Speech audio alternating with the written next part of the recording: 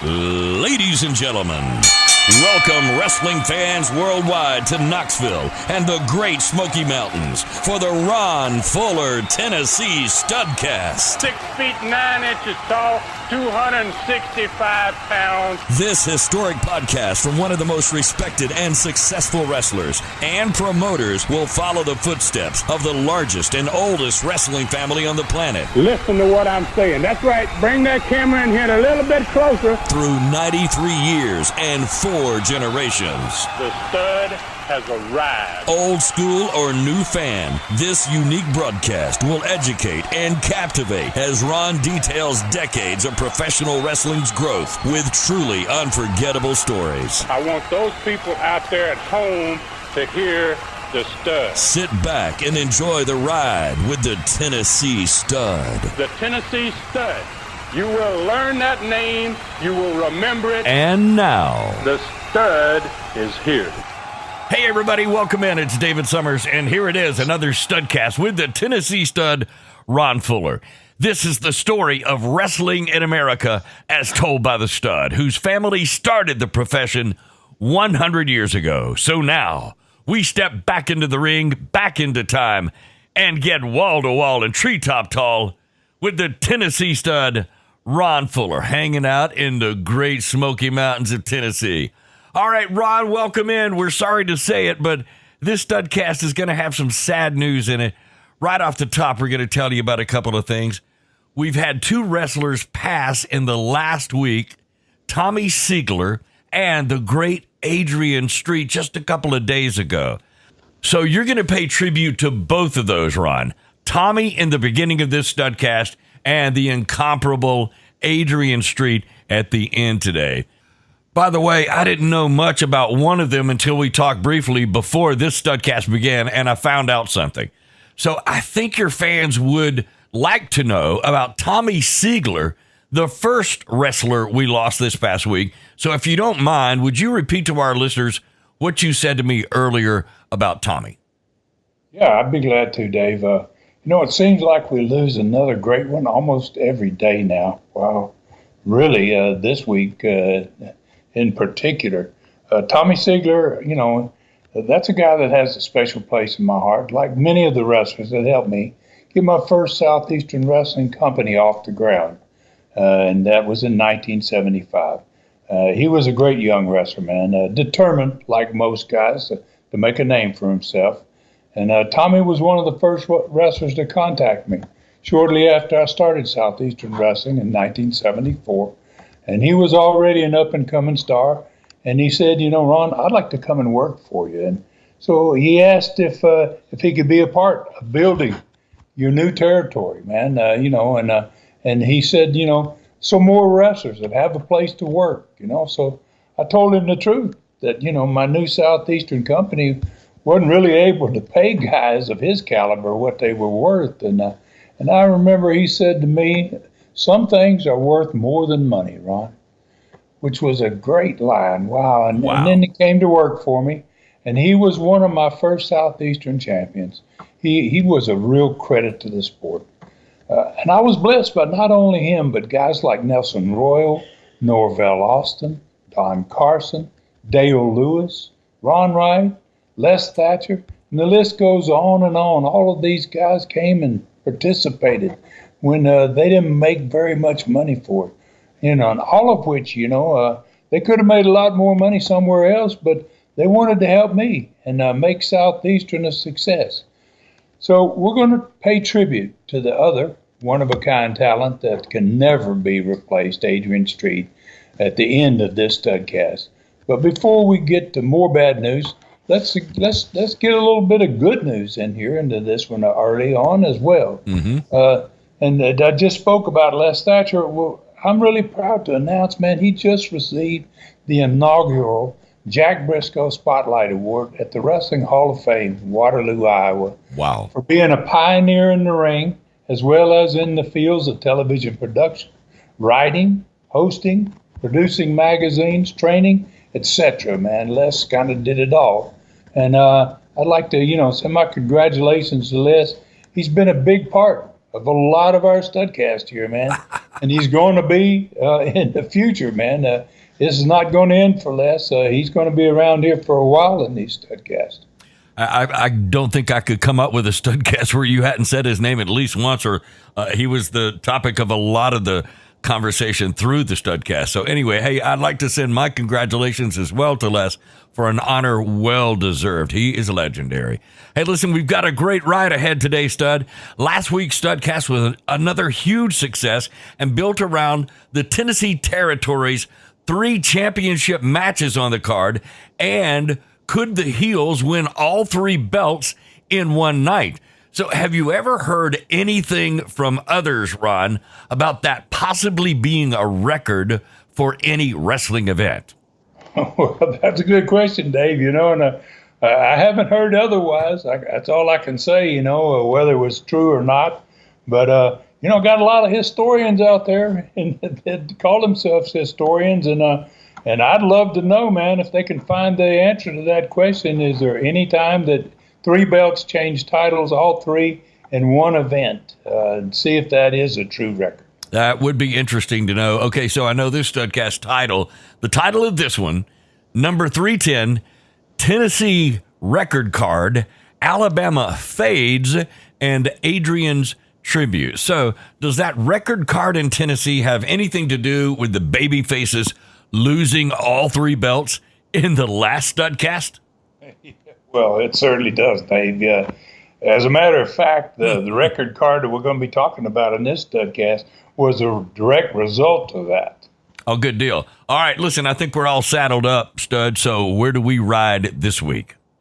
We're going to start, man, with that record crowd in Knoxville. The card, man. Wow, this is amazing. And we're going to find out what was on the TV show to promote it.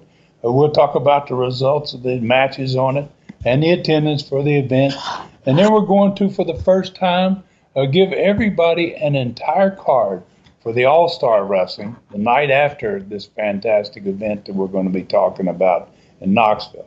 And we're going to head south into, like I called it in the title, the fading Gulf Coast Territory. For its card, we'll be talking about Mobile, Alabama card Wednesday night, August the 8th, 1979. We'll discuss the TV show there that promotes that card. And there will also, that card was going to also be in Montgomery and Dothan that same week. And then, as I promised last Studcast, we're going to talk about the Knoxville War and how it was basically bleeding over into the Gulf Coast Territory at this point and creating its own potential war down there. Another war, Stud? I mean, really? All right, I can't believe that might be happening along the Gulf Coast as well. That's kind of hard to believe. Well, it was 1979, Dave. So anything was happening, man. Could and was happening. Hopefully we can make another learning tree question happen in this one too. Yeah, you I'd always. Like to ever get one of those. Yeah, maybe. Yeah, I do hope we can work one of those in. You always say, remember, it was 1979, Dave. Yep, there's that. Okay. All right, so I can tell this Studcast is going to be really special. I can't wait to hear about that record Tennessee card after 3 of the 3 title matches were all won by heels in the last Studcast. So let's get started. What was on that Knoxville card Friday, August 10th, 1979, Chilhowie Park Amphitheater? Well, the crowd opened up. This card was really wow, it's a huge one. And it opened in a big way, man. Fans were going to get their first look at a young wrestler that years later is going to be in the Hall of Fame. Paul Orndorff was just beginning his career, and he was going to be wrestling Eddie Sullivan in that first match that night. Tommy Rich was wrestling Alexis Smirnoff. Then the first of 3 championship matches, the same titles that had changed hands the week before, were back on this card. Norvell Austin, because of the way he had won the United States junior belt the last week, with the help of an unknown fan, just came from out of nowhere and put the boots basically to Tony Charles. So we're going to hear about that match and how that Norvell's going to have to end up wrestling against Tony Charles again. Then we'll talk about the new Southeastern champion, Mongolian Stomper, managed by Gorgeous George Jr., going to be defending against Dean Ho. Then the Southeastern Tag Championship was back at stake with another return match for the belts. New champions, Tortanaka and Mr. Fuji, managed by Gorgeous George Jr., were going to have to defend against me and Robert. And it was for the same reason Norvell was having to defend against Tony Charles, because of outside interference. And in our case, it was from the missing Jimmy Golden, who had been gone for a week. So at the end of these 3 championship matches, there are going to be 2 more special added events to this card. The first one was going to be a loser-leave Southeastern match, no disqualification, no time limit. There had to be a winner, Kevin Sullivan versus Dick Slater. And the last match of the night was my brother Rob and against Jimmy Golden in a hair versus hair match. Both guys putting up their hair, and it was also a no disqualification, no time limit, and there had to be a winner. So one of those guys was going to end up leaving that night with a bald head. I can't imagine which one, your brother or Jimmy Golden. All right, so you were not exaggerating at all, Stud. That card had everything on it. 7 matches, 3 titles at stake again, a loser leaves Southeastern, and hair versus hair match. So I can't imagine what was coming on the TV show that set this whole thing up. Let's talk about that. Well, man, I can definitely say this is going to be one of the most unique TV shows that we ever did. It opened with Les Thatcher at the set in a tight shot, telling fans right off the bat that he and others had been in the TV station all morning long preparing for this TV show. And he told everybody it's going to be full of surprises, I guarantee you, for everybody out there watching and for the wrestlers, too. So then he told fans for the first time ever, he said, today on Southeastern Wrestling, he was not going to be doing the personality profile, that there was going to be a party instead, and it was being prepared for in the personality profile slot for a celebration by those wrestlers that the night before had won the 3 championship belts. So then, and he said to Southeastern's knowledge, this was the first time that had ever happened in wrestling history. And Les added that also for the first time, the card for the next week would not be shown until after the personality profile was over. All right, you weren't kidding about the show being very different. So it sounds like the entire normal format of the show was being changed. I'm assuming that was intentional. Oh, yes, it certainly was, but Les wasn't finished. He had more to say, and he told fans they were going to see in this TV show exactly how it happened in the 2 out of 3 of those matches from the night before. And that's why his first guest was with him today. And then the cameras backed away from the tight shot of Les, and they picked up Tony Charles sitting there with him. And Les asked the director right away, so much going on in this TV show, it's kind of like this huge card. So Les asked the director to roll that first video of the United States Junior Heavyweight Championship match from the night before. It opened up with Norvell at that point was putting the boots to Tony Charles, and then he just sent him through the ropes out on the concrete. And Tony explained, at this point people are watching what's going on. Norvell gets the referee and takes him to the opposite side of the ring, pulls him away from where Tony was. And that's when the fan in the hoodie, man, from somewhere in the back rows of the ringside up there on the level where the ring was, came down. He shows up in the video. Tony's on his hands and knees trying to get up. He kicks him in the head, and when he kicks him, then Les says, stop the tape. He asked for the director, stop the tape right there, right? And so then Les and Tony both pointed out the mysterious fans was wearing boots, Western boot, and the color of the boot was a yellow boot, so Les said, fans, I want you to remember this. Later in the show, you're gonna want to see this.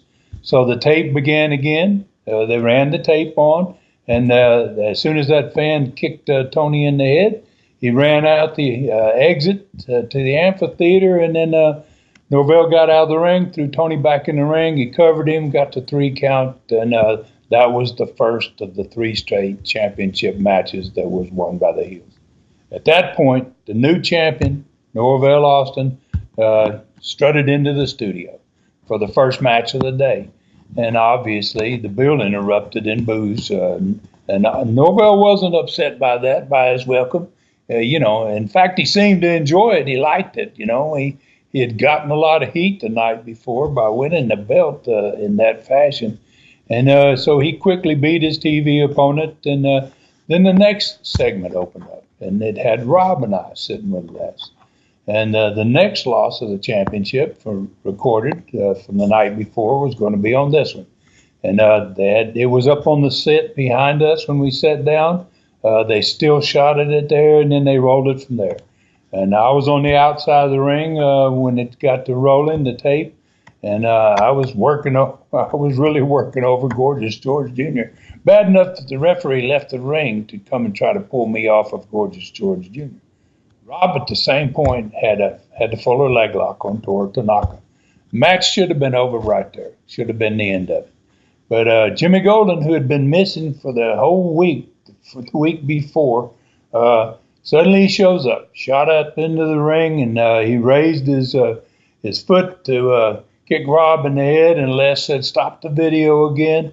And then you could see that same yellow boot from the guy that had done this to Tony Charles with a hood on. Mm-hmm. Now they say it's Jimmy Golden, right? And so the boot, same color and everything, and the same way it had been used on Tony Charles, he used it on Rob. And when they rolled the tape again, Golden stomped Rob in the face. He ran from the ring. Rob turned loose of the hold. Tanaka crawled away. He couldn't get up. He'd been in that toe hold, and not many people jump up after that's over. And Mr. Fuji crawled over and covered Rob for the loss of the second championship match. So at that point, Toru Tanaka and Mr. Fuji entered the studio. They were the next TV match, and they had the Southeastern belts on, and following their manager, Gorgeous George Jr., to the ring, and they took care of business quickly and left the studio to another roar of boos, man. Not surprised at all. All right, so it was time for the personality profile, right? Yes, but it wasn't being done even not only was Les not doing it, but it wasn't even done on the usual profile set. Because of the large number of wrestlers that were in this celebration here, it was being shot in a nearby larger studio where they did the news every night. So the studio fans could see it either on their monitors, or they could look through the doorway where the profile set used to be. That doorway had been pulled back, and they could see right into that news studio where the Heels celebration was going on. And the guys that were in that room was Gorgeous George Jr., Toru Tanaka, Mr. Fuji, the Mongolian Stomper, Norvell Austin, Kevin Sullivan, and there was the missing Jimmy Golden. And all of them were involved in the 3 championship matches from the night before. And so they were toasting each other with champagne, man, and having a big old time. And then the biggest surprise of the day arrived. Southeastern Commissioner Don Curtis came through the back studio entrance, same studio, but from the far side of it. And fans recognized him instantly as soon as he was seen on camera, and they started cheering. He was well liked by Southeastern fans. Mm-hmm. And all the wrestlers that were celebrating, boy, they went totally silent. They weren't expecting Curtis to be there, So Don didn't waste any time, and he told them, he said, guys, I'm extremely unhappy, but I am happy to have all of you guys here together for this message that I have for all of you today. Mm-hmm. And then he said that he had seen earlier this morning, Ray arrived earlier in the day, and he said, I watched videos of everything that happened last night.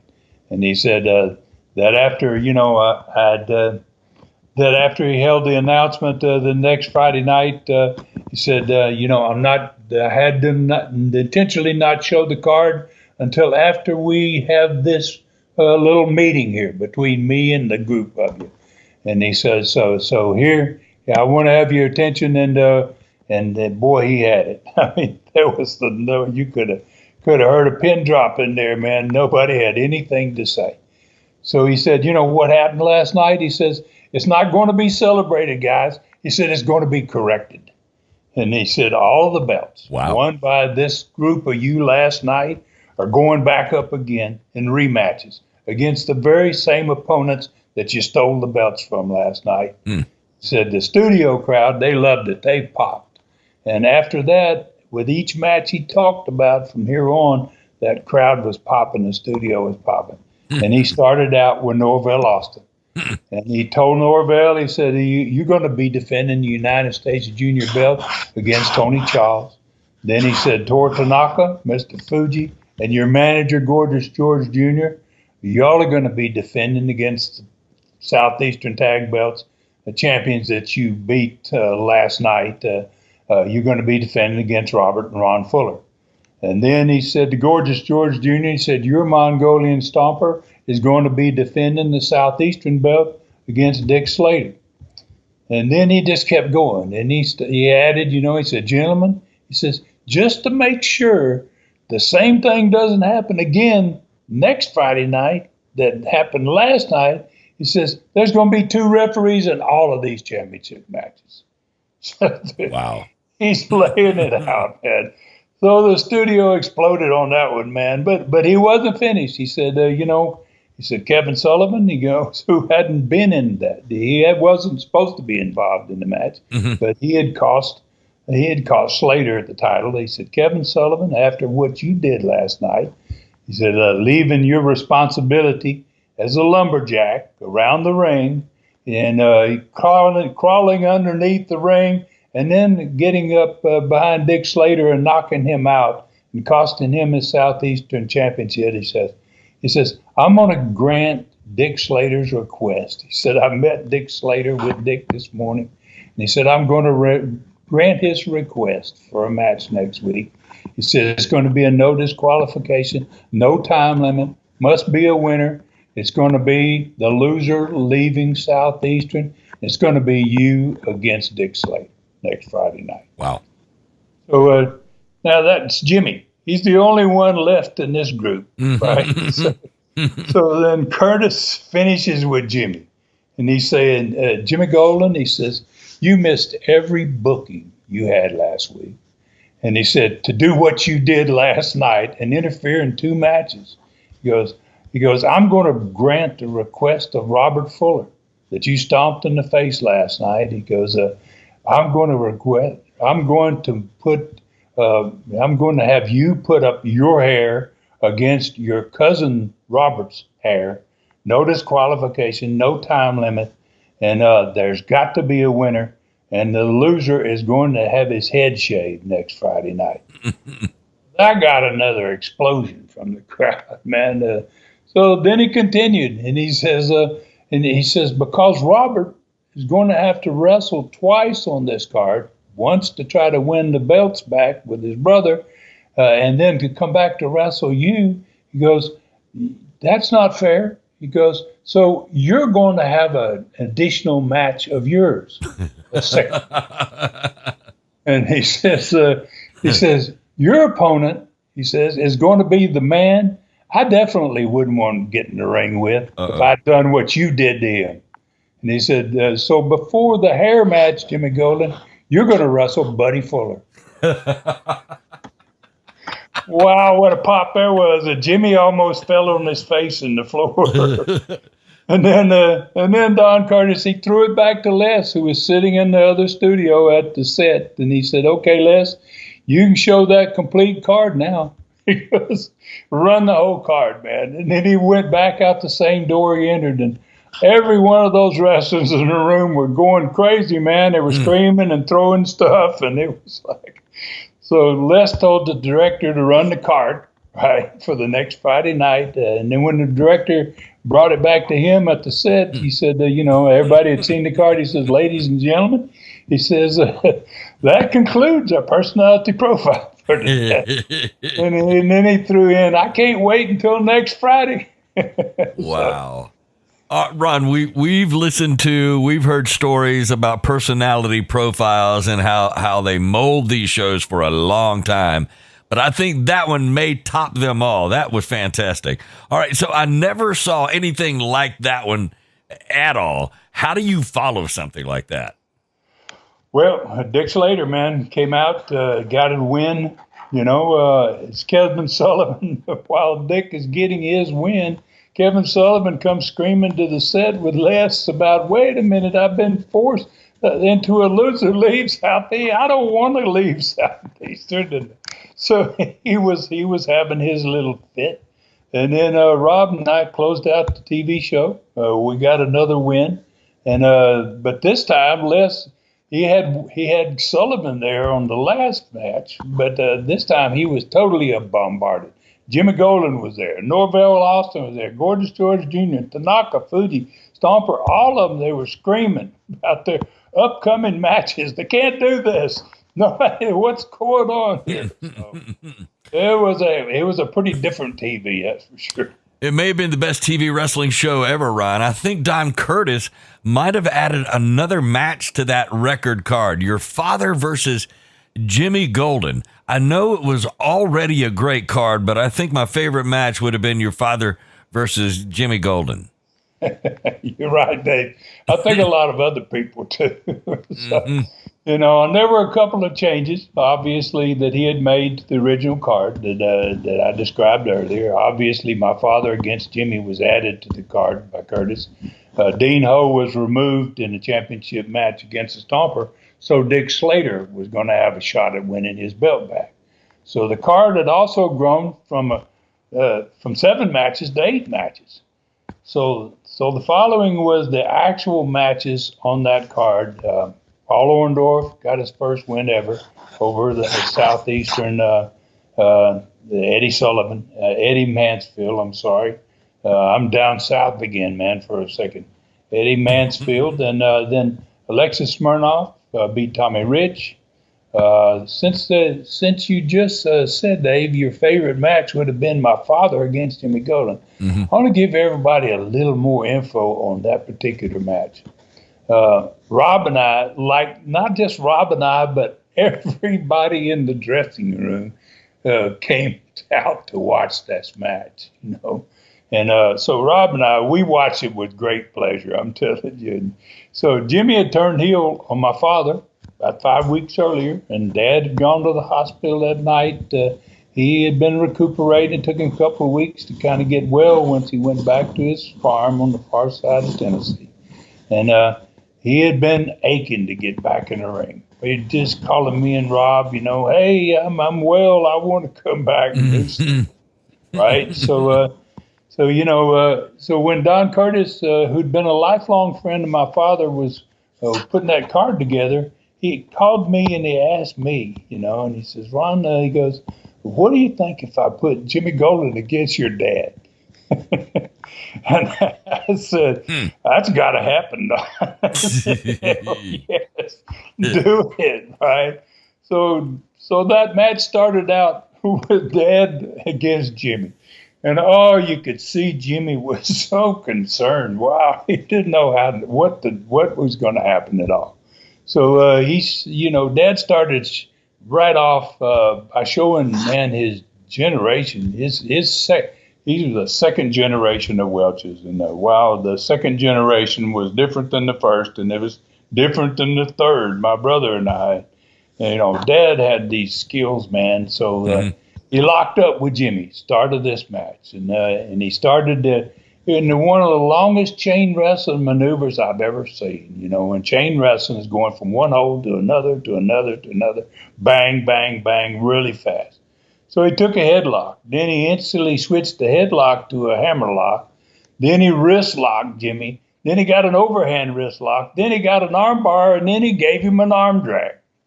It was like bang, bang, bang, bang, bang. So Jimmy was totally lost, man. He got up and he fumbled up and stumbled to his feet. Then he fell backwards out of the ring on the concrete. So that was a big pop right away. So then Jimmy finally got back in the ring. They locked up again. And this time, Dad grabbed his left wrist and he shot underneath Jimmy's arm, and he ended up standing behind him with a hammerlock on Jimmy. Had Jimmy's arm up his back. Then he grabbed Jimmy's head and he spun him around, and all of a sudden Jimmy had the hammerlock on Dad. But he didn't even know it. Then Dad instantly switched back and had the hammerlock on him, and it went back and forth about 5 straight times with Jimmy having the hold, Dad having the hold. And then when Jimmy finally got out, he was dizzy. He fell down in the ring, and he got up and he fell out of the ring. This time he went out head first onto the concrete. He even got a bigger pop. That was it for Jimmy. He was done. So he finally got up, and then he staggered back toward the dressing room where Norvell and Tanaka came out to get him, basically, And then they were pointing back, get back in the ring. He goes, no, I'm not going back up there. So they couldn't get him to go back to the ring, so the referee counted him out, and they raised Dan's head. So it wasn't a very long match, but boy, it was a funny one. It was a good one. I tell you, it sounds even better than what I had envisioned. So I would have loved to have seen that. So what match was next on that incredible card? Well, Tony Charles, he regained his United States title. He won over Norvell Austin. So that was the first championship of the night that had come back to the baby faces. Rob and I won the Southeastern tag belts from Tanaka and Fuji, managed by Gorgeous George Jr. And in the process, I put the fuller leg lock on Mr. Fuji's leg, and he didn't want to quit, man. He really fought it. So, it hurt him bad, really bad. And, so he finally had to give up, and the 2 titles had been regained. That was Mr. Fuji's last match. I mean, he never worked for Southeastern again, I don't believe, after that night. Dick Slater won by disqualification over the Mongolian Stomper. Rob and I had won that second match, so we got 2 of those titles back. Slater won the match, but it was a DQ, so the Mongolian Stomper retained the belt. So we only got 2 of the 3 titles back. But Dick Slater then beat Kevin Sullivan in the loser leaves Southeastern match. And then the 8th match of the night for the hair, which was a really wild match, man. It started off with Rob and Jimmy naturally, and it finished with me and my dad in the ring, Norvell Austin and Tor Tanaka were in the ring. But the bottom line was Jimmy got beat. Jimmy lost. And so they got Tanaka out, they got Norvell out, and Jimmy wasn't going to let him cut his hair and shave his head. And so Dad and I finally held Jimmy down, and Rob shaved his head. Wow. So the next week, one of the matches would be a 6-man elimination tag with all of us getting it. All 6 of the guys that were just in that hair deal were going to be in a match together. Well, and I'm secure enough with my masculinity to say that Jimmy Golden was a good-looking young man back then. So, and he lost a head full of hair. I know that. All right, that's an incredible night of wrestling, a tremendous 8-match card. So how did you guys do on the crowd? Well, what I like to say is, you're right, Dave, but Jimmy had a head full of pretty hair. Yeah. Yeah, I mean, Jimmy's hair he was proud of his hair, and wow, he's going to be bald. He's going to be bald for months. Wow, I know. So we finally, on this night, we got back to 4,000 fans, man. Without a doubt, this card, in the old days, before the wrestling war, this same card would have drawn 7,000 people, maybe even 8,000. We were outside in the amphitheater, and that place had no limit to how many people. You could fill the stands, you could fill the grandstand. Then they had the grass all on the sides of it. We could have put 8,000 in there, but we got 4,000. And, because we were in a war, I was pretty happy, man. We got back to 4,000 fans. All right, that's not bad at all, and I don't doubt that. But was really one of the best wrestling cards I think I've ever heard of. Speaking of cards, you said earlier you had a complete card for the first time of a Saturday night all-star event the next night after the card that we just talked about. Yep, I do, man. And, I'm really happy to have found this. These are really difficult for me to find the other people's cards. So, and I'd like to remind everybody that this was basically the 9th week of their operation. They'd been in business for 9 weeks when they ran this card. And usually after that many weeks, crowds should start getting larger. But so this was a triple main event, this card. But it only had 4 matches, so 3 of them were main events supposedly, and the 4th match was a pretty good card. Mm-hmm. But so the card was the Macho Man Randy Savage was taking on Bob Orton Jr. in one of those 3 main events. Mm-hmm. Ronnie Garvin and Terry Gibbs wrestled a guy called the Assassin. I don't know who he was, and his partner was called Colonel Yankee. I have no idea who those 2 guys were. But and then the Great Malenko faced off against Bob Roode. And then in the opening match, Ron Wright wrestled Leaping Lanny Poffo. Wow. All right. So how was their attendance? Well, as always, I don't know exactly, but my weekly spotter, the guy that used to go and see all these cards, and he told me, he said it was actually run less than their usual size crowd. He said, and they've been normally around 1,000. This one he said he thought was more, probably like 700. And there's a good chance that this big card that we just talked about hurt them a little bit, took some of their audience. Wow, we've been thinking back and looking back at days before the Hulk was Hulk Hogan, and so in this particular case, Macho Man draws 700 or less. Okay, so that is a long time back. I have to say, the first part of today's Studcast was as fascinating as it was fantastic. That card, the TV show, remarkable. So when we get back, let's do our break right now. When we come back, we're headed south to Southeastern Gulf Coast territory. This Studcast, number 310, Tennessee record card, Alabama fades, Adrian's tribute.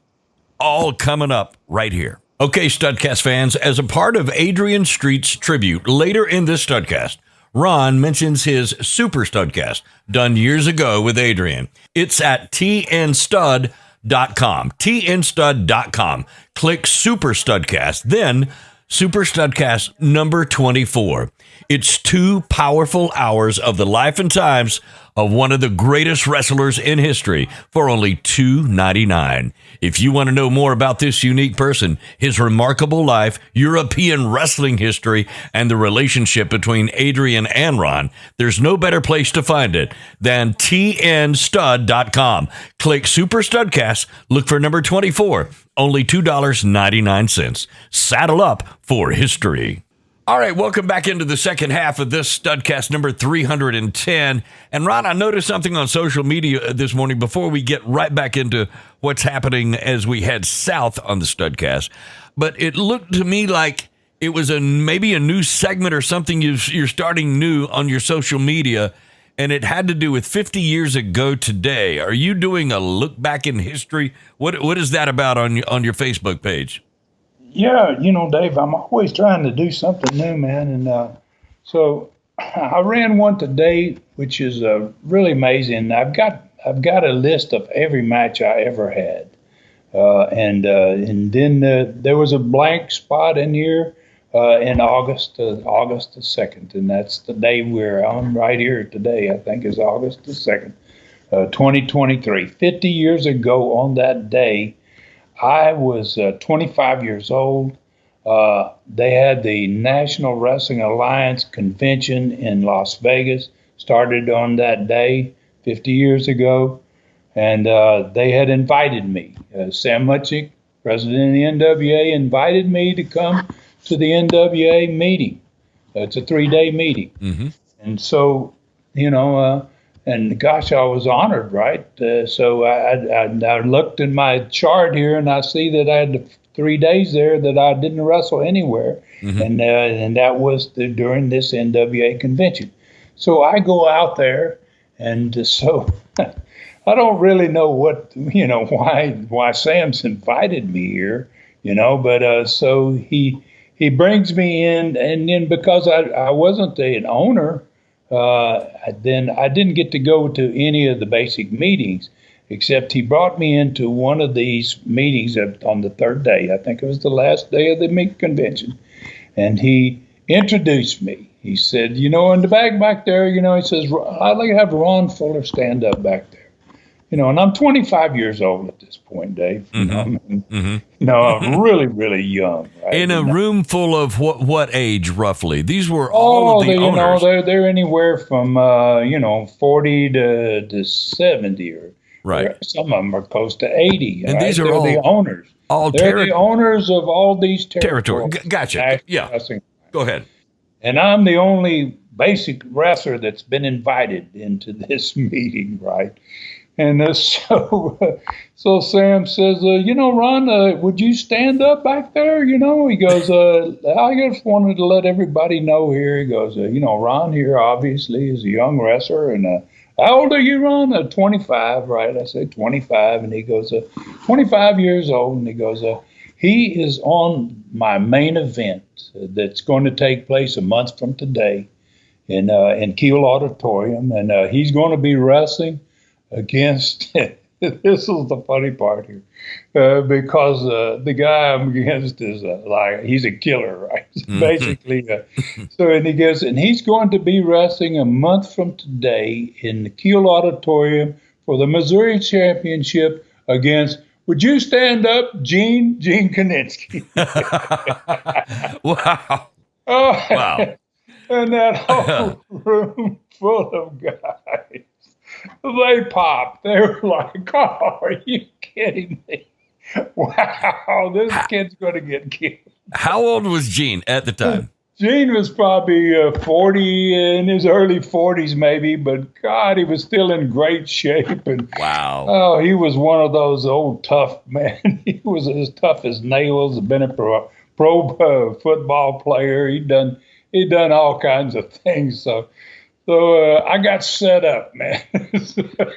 I spent 3 days out there in Las Vegas to get introduced so that all the guys in the NWA could have a big laugh at my expense. Wow. Wow. So I'm going to kill some of these deals. I'm going to do some of these little 50 years ago today stories. Wow. I'll be looking back at my chart and big matches. We'll talk maybe about a month from now about the match with Gene Kaninsky. Oh, come on. I was going to ask, how did that come out? So we got to wait for that. Well, we'll maybe save that for a month from now when it's 50 years ago exactly.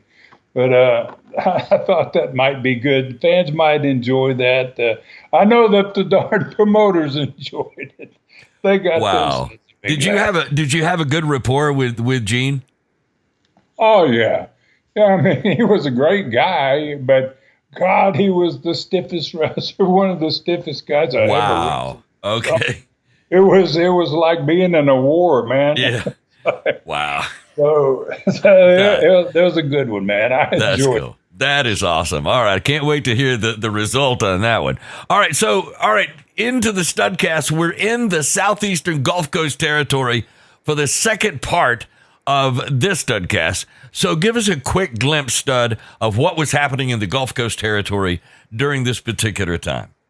Well, things had basically taken a turn for the worse down there. That questionable record Dothan crowd, man, in the football stadium, that everybody was still talking about. It had basically it had adversely affected business, man, and so the Hulk and Billy Spears were gone, right, and the combinations that Louis had left, the talent that he had left, was not that great, not certainly as good as it had been. So Louis, basically the booker, he seemed to at this point have lost some of his enthusiasm. Wow. And it was no longer working hard to get new talent like he had been, where he found the Hulk and he found these new guys. Yeah. He kind of, things had changed. I guess is a good way to put it. Man, so it was like you were being kissed one day and no longer shortly thereafter. I mean, really that quickly. It doesn't sound good, Ron. So let's start this card. Let's see if we can start this card down in Mobile, Alabama, Wednesday night, August 8th, 1979, 2 days before the Knoxville card that we just talked about. Okay, we sure can. The opening match was Herb Calvert, and he was against one of those two brothers, the Oates brothers from Columbus, Georgia. Both those boys were great wrestlers. He was wrestling Ted Oates that night. Ron Slinker was wrestling the Inferno, and he was one of the originals. Great wrestler. Austin Idol, the Southeastern Gulf Coast champion, was meeting the wrestler that challenged the winner of his championship match with Wrestling 2. The Wednesday before, him and Idol was wrestling 2 for the belt. And the Gladiator, Dick Steinborn, got in the ring and challenged whoever won the match to wrestle him the following week.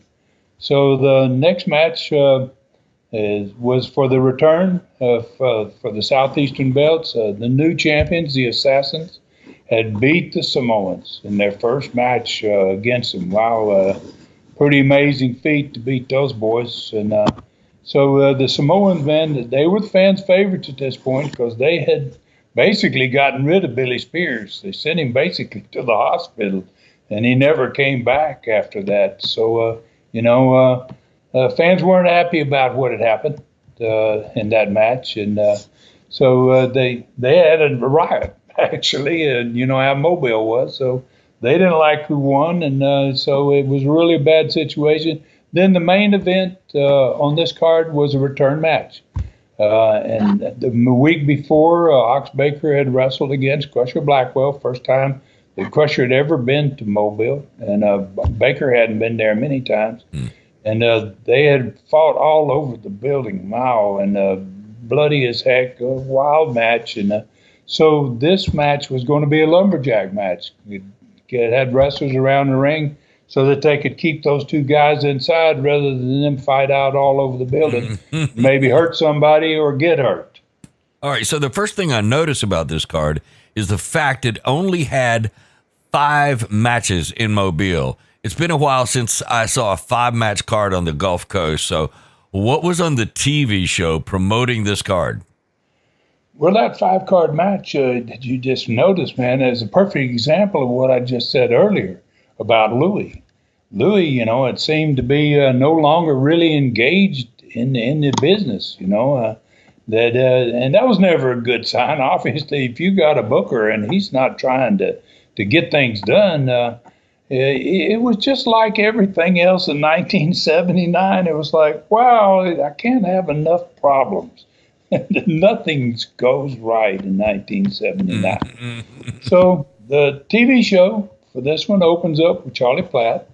And his first guest of the show was, man, a frightening figure. I'll tell you that. Ox Baker. Wow, he was scary looking to anybody, And so Baker and Charlie, they watched astounding agility. First match was Crusher Blackwell. So Ox is there to watch Blackwell. And they watched that 425-pound Crusher Blackwell do everything. Wow, it was amazing what that guy could do for his size. And in the upcoming week, which was going to be their second week basically against each other, they'd had a lot of bloody matches. Most of their matches had somebody bleeding and sometimes both of them. So they were really, really tough matches.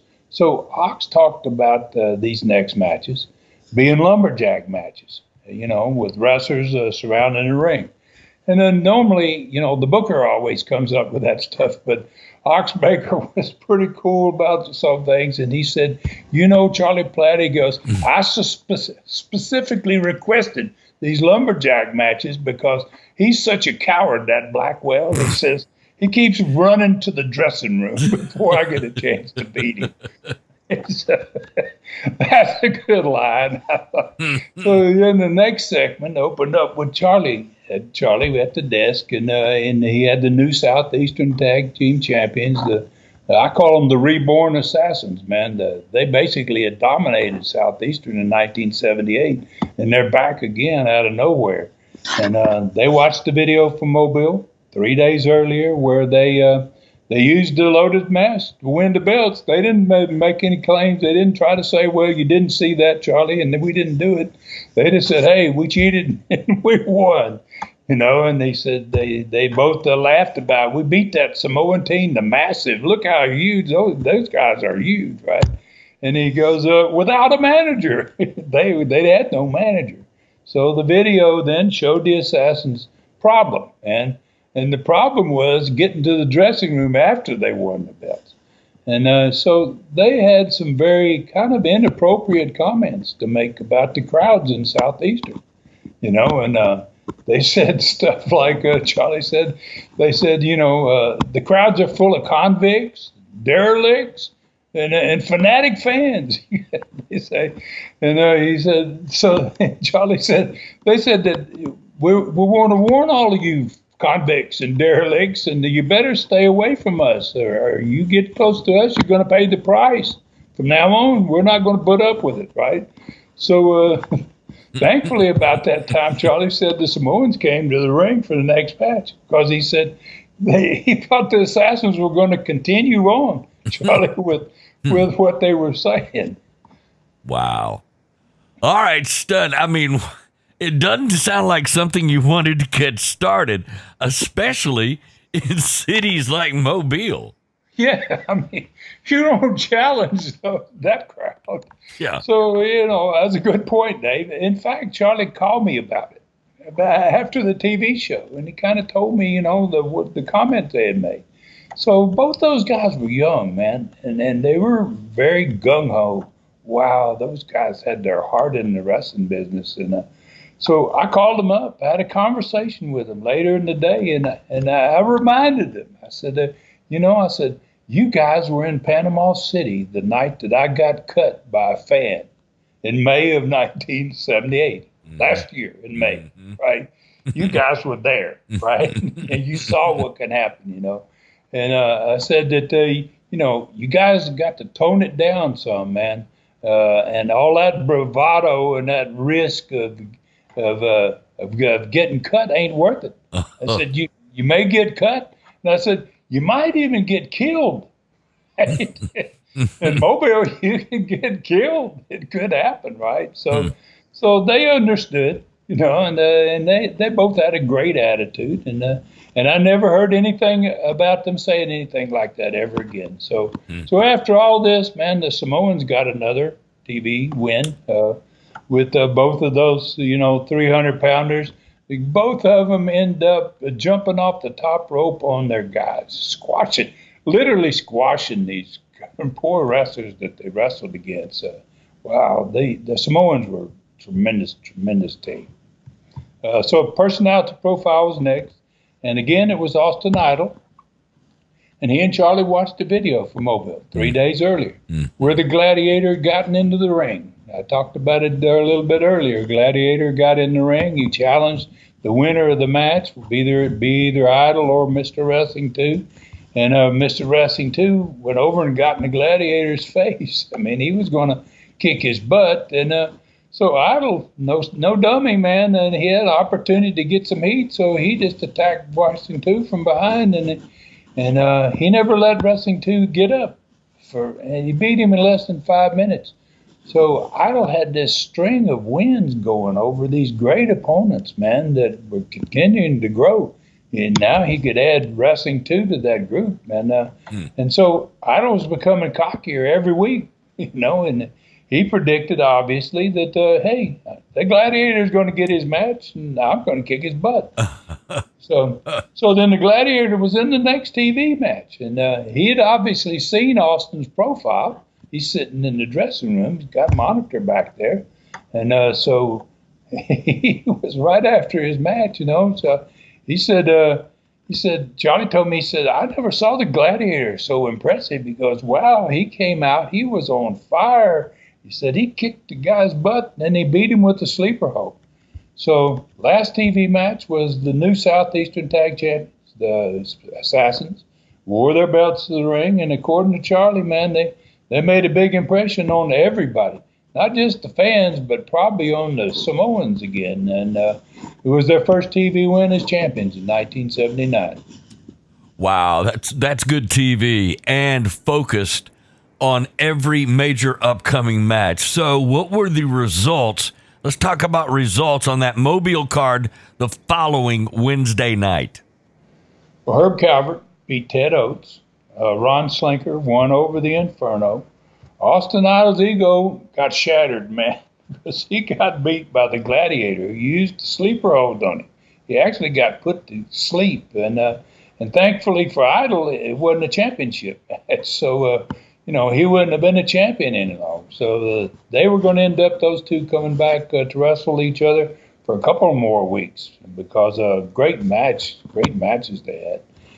Then the new Southeastern Tag Champions, the Assassins, managed to not get beat. There was a 45-minute time limit match for the championship, and this match between them and the Samoans went 45 minutes. That had to be a phenomenal match. I wish I'd have got to see that myself. Wow. And then the Lumberjack match, which was on last, was wild, as every one of them had been, with Oxbaker against Blackwell. And Oxbaker got a win over Blackwell in it, but he had the help of the Assassins, who were down at ringside as the Lumberjacks. And all the other wrestlers on the card were also down there too, but they didn't get involved as the Assassins did, and the Assassins ended up helping Oxbaker beat Crusher Blackwell. All right, how about the crowd? What'd you do in attendance that night?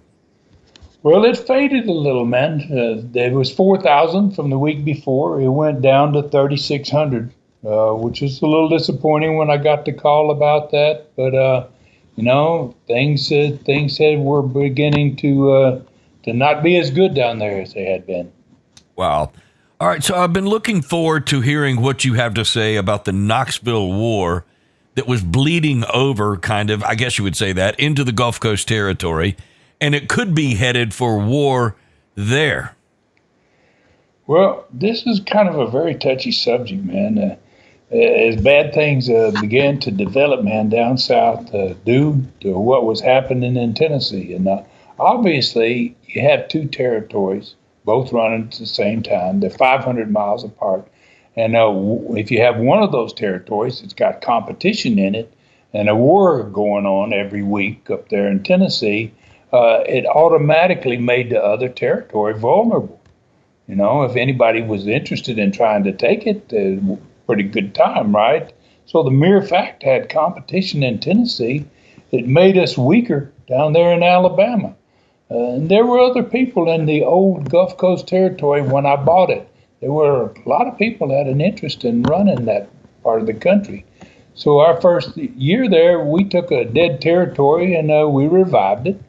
And more importantly, 2 out of the 5 owners of that company, which was my brother and Bob Armstrong and Jimmy Golden and Roy, and there was 5 of us. 2 out of those 5 owners in 1978 were there full time in that territory.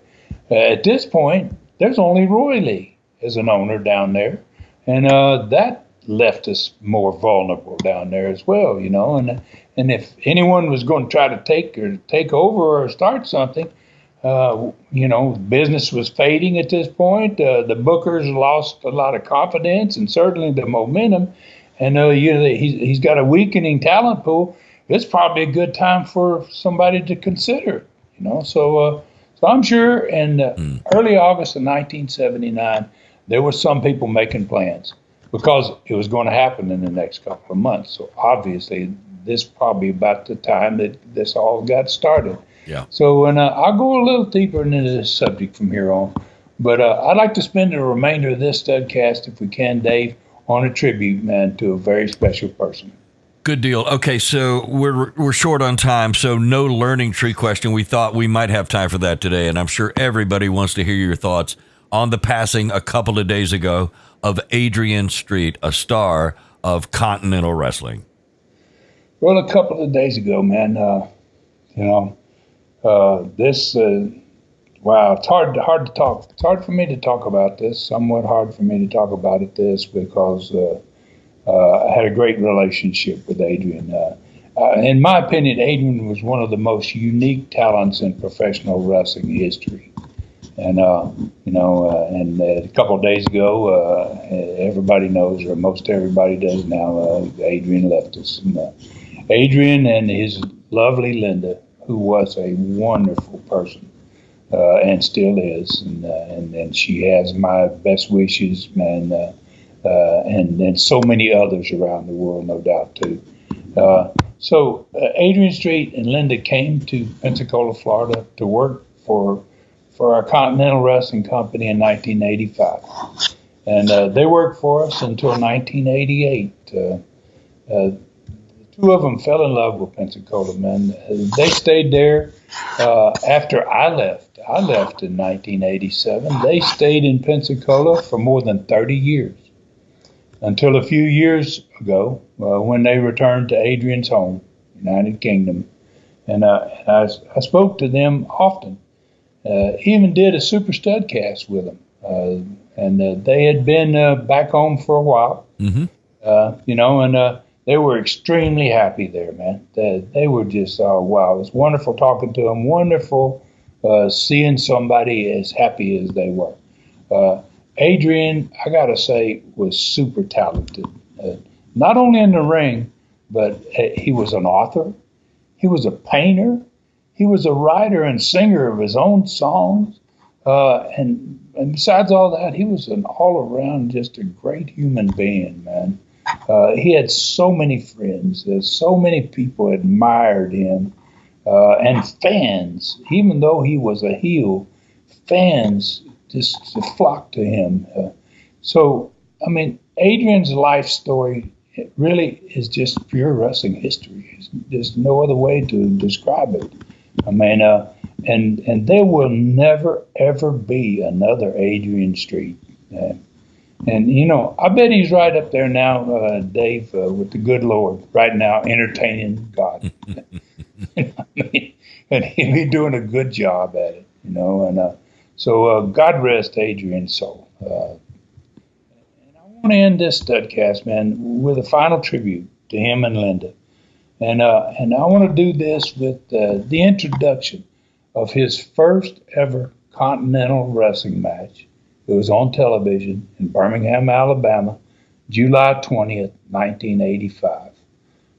That TV match was just 11 days short of being exactly 38 years before his death. So, pretty amazing. And his ring introduction song, Imagine What I Could Do For You, pretty much tells it all. And I want to end this show today with this ring introduction and his song, and all my best wishes to Linda and to you up there in heaven, and I'm sure you are, Adrian. All the best as well. And ladies and gentlemen, his opponent, making his way to ringside, the first appearance in Birmingham, Alabama. He has been the European heavyweight champion, and he has also been the world middleweight champion.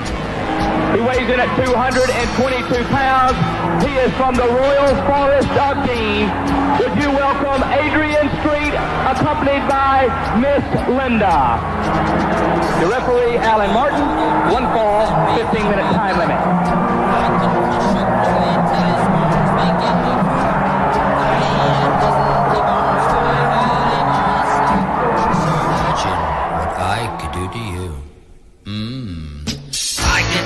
Telephone directory in two. Bending iron bars is something else that I can do. I always pick my teeth with the nearest billiard cue. So imagine what I could do to you. To see my many attributes won't need a second glance. You know if you resist it, you just wouldn't stand a chance. I can knock a hole right through a solid concrete wall. I can pull a tree out by its roots, and that's not all. Now you know about me, you don't need a crystal ball to tell you just what I could do to you.